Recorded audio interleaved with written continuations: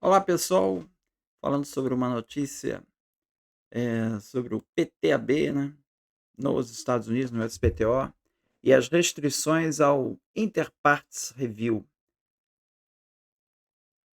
né, nos Estados Unidos. Né. O artigo foi publicado no Lexologia 13/11/2025 e também vou aproveitar aqui uma matéria que saiu no blog do Dennis Crouch sobre esse assunto. Bom, o que é o PTAB, né? O PTAB é o Patent Trial and Appeal Board, que traduzindo seria Conselho de Julgamento e Apelação de Patentes. Ele é um instituto administrativo, tá? Faz parte do SPTO e tem duas funções principais. Primeiro, julgar pedidos recusados e segundo, julgar processos administrativos contra patentes concedidas. Então é como se fosse, aqui no Brasil seria similar à CGREC, ele julga recursos e nulidades.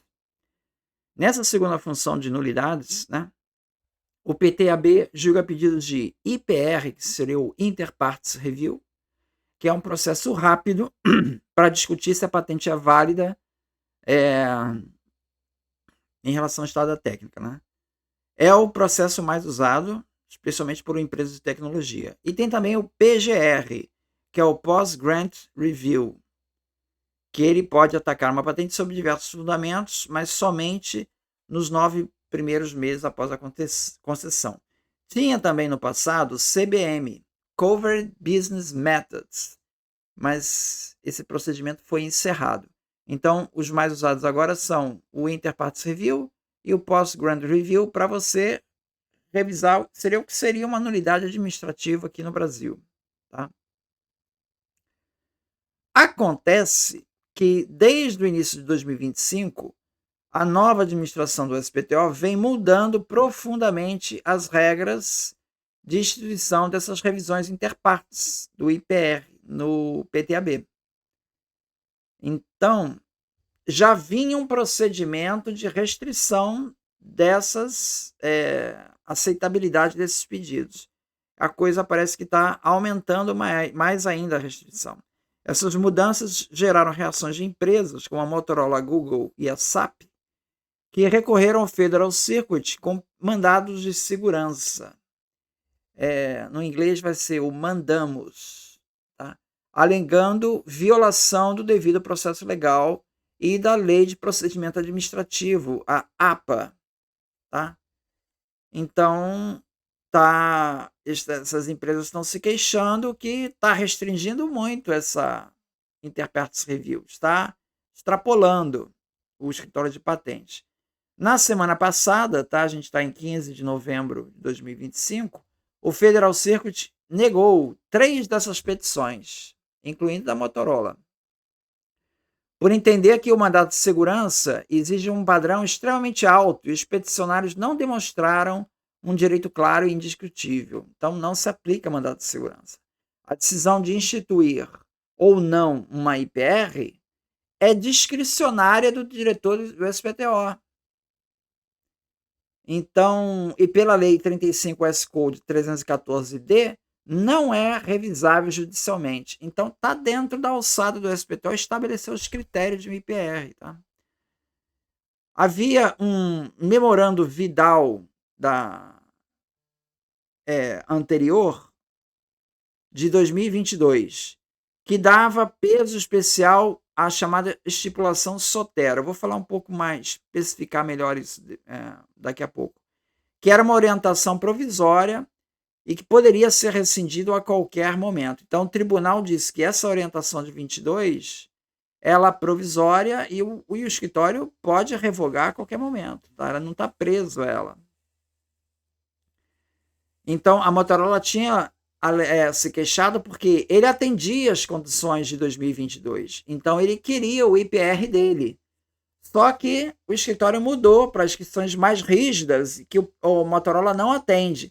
Aí a Motorola falou assim, olha, eu estou querendo, porque quando eu pedi, eu atendi os critérios. O tribunal está dizendo o seguinte, olha, o SPTO ele mudou os critérios, tá? Então, ele tem autonomia para fazer isso. Tá? E, ademais, se a Motorola quisesse rescindir esse memorando atual, ele deveria ajuizar uma ação autônoma e não um mandado de segurança. Bom, manda o memorando Vidal de 2002, que era a regra até então em vigor.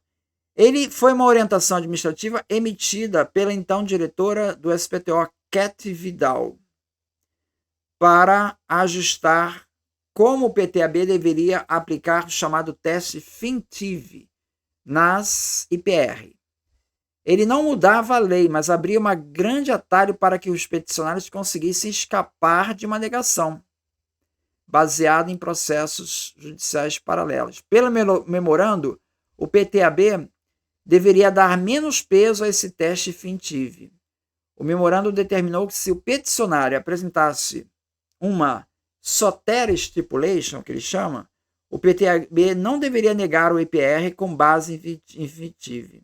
O Soter Stipulation estabelecia que a empresa ela se compromete que no processo judicial paralelo, quer dizer, o IPR é a fase administrativa, geralmente tem uma ação judicial. Ele se compromete que nessa ação judicial ele não vai levantar nenhuma invalibilidade da patente baseada em seção 102 de novidade, 103 de obviedade, se esses fundamentos já foram levantados no IPR.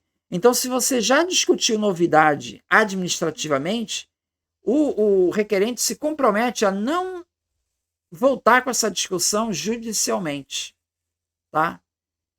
Se você se comprometer a isso, tudo bem, você tem o seu IPR, mas você tem que se comprometer a isso. Então, se ele usar esse argumento no IPR, ele não vai usar no tribunal. Isso eliminava o risco de litígio duplicado. Então, e dava o IPR para ele. Isso pela regra antiga.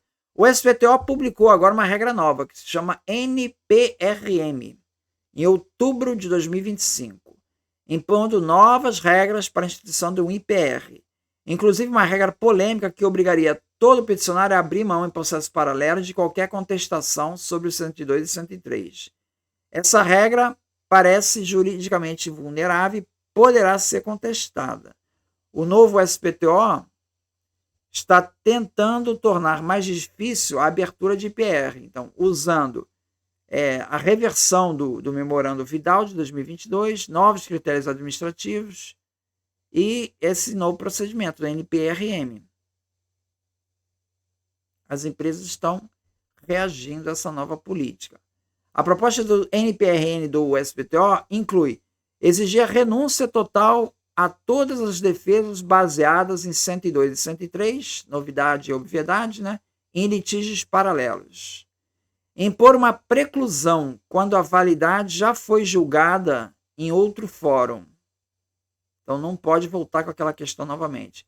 E impedir a instituição quando outro processo decidir antes. Permitir a instituição apenas em casos extraordinários.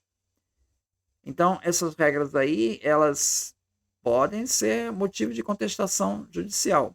O Dennis Crouch, no blog dele, ele observa que o novo diretor do SPTO, John Squires, ele adotou políticas ainda mais restritivas.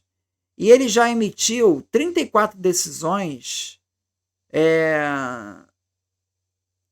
de IPR em que ele próprio, o John Squires, assumiu o controle pessoal do processo e não mais os juízes do PTAB. Tá? Dessas 34 petições, todas foram negadas.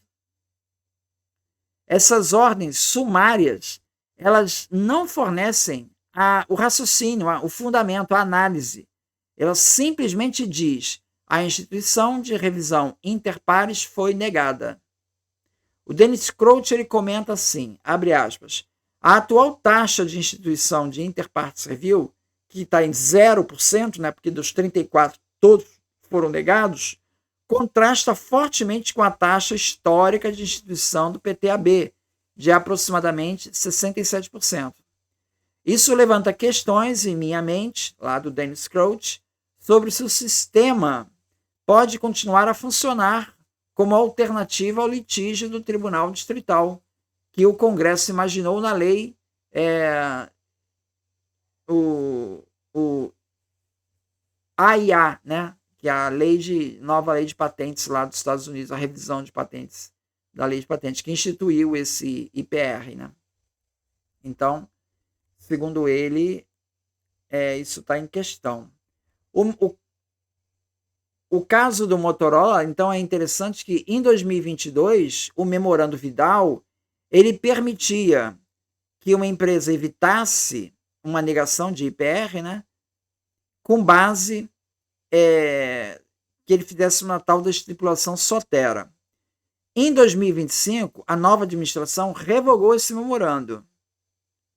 E aí negou o IPR para a Motorola. A Motorola pediu o mandato de segurança, dizendo: eu tenho direito a isso pela regra anterior. Rescindir uma regra sem aviso viola o devido processo legal. Isso foi a Motorola alegando no mandato de segurança. O tribunal respondeu: não existe direito constitucional a uma política administrativa que é provisória. Mandado de segurança não cabe porque existe um caminho alternativo, que seria a ação judicial aí. A decisão de instituir IPR é discricionária do SPTO. Então ele está dentro das suas prerrogativas. E é bloqueada contra a revisão judicial pelo 314D.